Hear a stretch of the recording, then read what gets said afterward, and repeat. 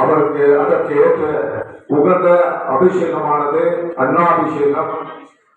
இந்த அன்னாபிஷேகத்துக்கான அனைவருக்கும் அனைத்து நலன்களும் கிட்ட வேண்டுமாய் பிரார்த்தித்தேன்.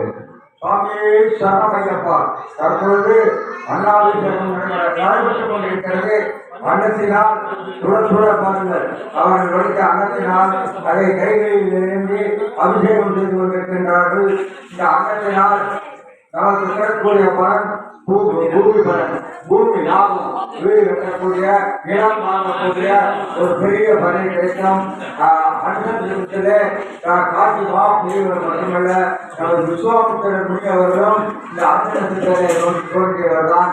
ஆகவே இந்த அன்னத்திலே உடையவர்கள் பெரும் ஆற்றல் நிறைந்தவராக இருப்பார்கள். அவர்களுடைய அபிஷேகத்துடைய பலனானது பூமி லாபம், வீடு, நிலம் முதலியவர்களுக்கு அவர்கள் எதைகளுக்கு வாழ்ந்தாலும் அது லாபகரமாக இருக்கும்.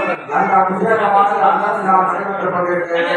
எங்கள் ஐயன் பாலசாத்தா, குழந்தை பாலசாத்தா தற்போது அன்னத்தினால் அபிஷேகம் நடைபெற்றுக் கொண்டு இந்தியா